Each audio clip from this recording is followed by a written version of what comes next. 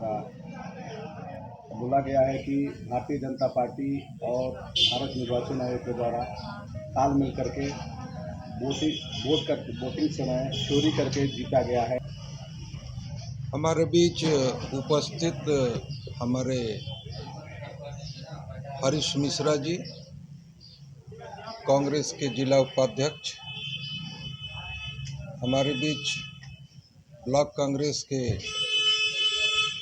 अध्यक्ष अरुण गुप्ता जी,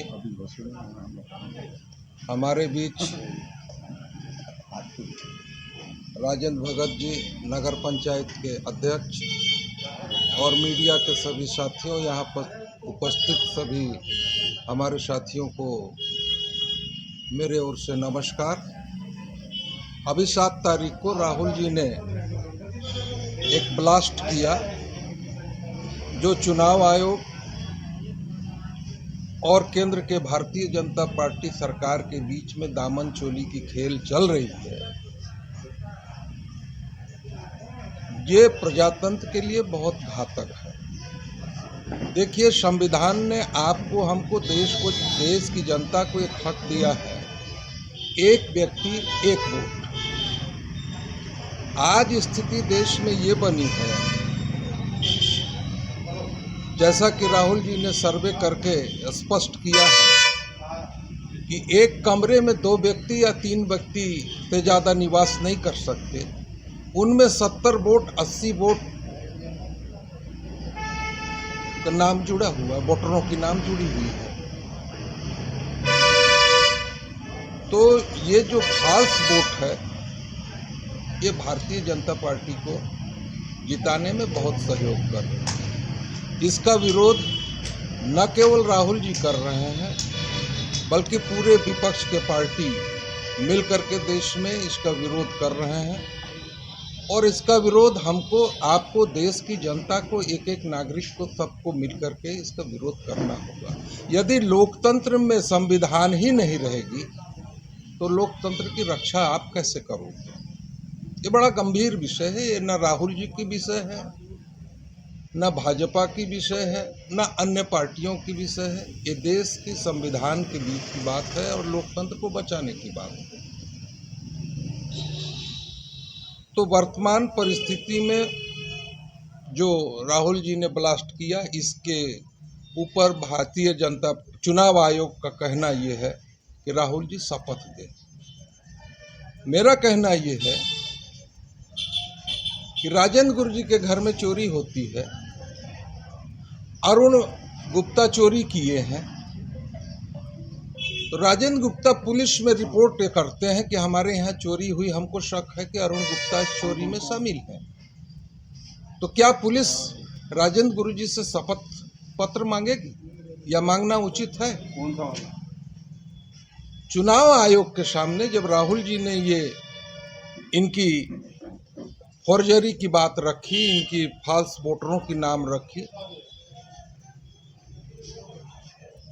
चुनाव आयोग कहती है कि आप शपथ पत्र दें। आप जांच तो करो, शपथ पत्र क्यों मांगते हो? आपका काम जांच करने का है, शपथ पत्र मांगने का नहीं। तो साथियों, हमारे कहने का मकसद ये है कि इस समय तो हम देश की संविधान और लोकतंत्र खतरे में है। हमको, आपको, सबको मिल करके इसका निदान के लिए हम सबको लड़ाई लड़नी है। मैं इमरजेंसी का टाइम भी देखा था 1975। 1977 में जब चुनाव हुई थी तो देश में कांग्रेस को 85 सीटें मिली थी। उस समय हमारे देश के तत्कालीन प्रधानमंत्री स्वर्गीय इंदिरा गांधी जी। आज के परिस्थिति में 2014 और 16 में 18 में कौन सी कांग्रेस इतनी बुरी काम कर गई जिसके कारण कांग्रेस को 44 सीट और 52 सीट 54 सीट मिल रहे हैं? इससे स्पष्ट है कि चुनाव आयोग और भारतीय जनता पार्टी की सरकार के बीच तालमेल है। इनके ही मंत्री, केंद्रीय मंत्री नितिन गडकरी जी स्पष्ट ये बोल रहे हैं कि इस हेरा फेरी में चुनाव आयोग को निष्पक्ष कार्रवाई करनी चाहिए। आज दिल्ली में 300 सांसद इसके विरोध में प्रदर्शन कर रहे हैं। तो 300 सांसद कोई बेवकूफ तो नहीं साथियों। मामला गंभीर है, प्रजातंत्र को बचाना है, संविधान को बचाना है, तो हम सबको मिलकर के इसकी लड़ाई सड़क से सदन तक लड़नी है। और आप लोगों ने ये सहयोग किया, मैं अपेक्षा करूंगा कि आगे भी आप सहयोग करेंगे और इस लोकतंत्र को बचाने में आप सबों की, मीडिया की विशेष रूप से सहयोग होनी चाहिए। और मेरा मानना है कि जब तक क्रांति नहीं होगी, सड़क पर 1947 और 46 की तरह जनता रोड पर नहीं आएगी, तब तक खास तौर पर SC, ST, माइनॉरिटी, बैकवर्ड ये कहाँ जाएंगे? संविधान जिस दिन खत्म हो गई, जगह इनके लिए कहाँ होगी?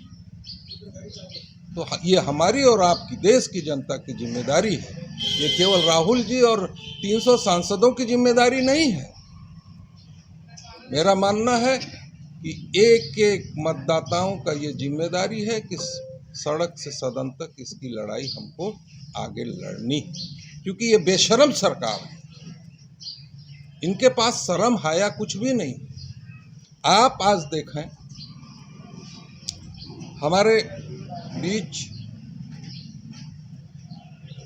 मलिक जी जो राज्यपाल रहे 2 बार 3 बार, मंत्री भी रहे, उनकी मृत्यु हो जाती है। और ये कठोर सरकार, निर्दयी सरकार 2 घंटे में हॉस्पिटल से उनका डेथ बॉडी उठाने का बात कही। उनको क्या तिरंगा में नहीं लपेटा जाना चाहिए था? प्रोटोकॉल का सम्मान नहीं करना था? लेकिन नहीं, कुछ भी नहीं। और वो सतपाल मलिक जी के घर में मोदी जी ने ईडी भेज के जांच करवा रहा। एक रूम, एक टूटी खाटी, और बहुत मुश्किल से उनके पास 20,000 का बैंक बैलेंस मिला।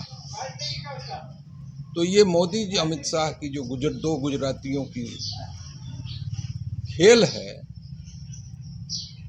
इनके विरुद्ध में कोई भी कुछ बोल दे, तुरंत ईडी, CBI उसके विरुद्ध में ये भेजते हैं। क्या ये प्रजातंत्र है? आप सब मानते हो? तो इसकी रक्षा के लिए कल आने वाले समय में ये बात हमारे और आपके ऊपर भी होगी। इसलिए हमको सबको, आपको मिल करके इसकी लड़ाई लड़नी पड़ेगी। इन्हीं शब्दों के साथ आप सबों का स्वागत, धन्यवाद।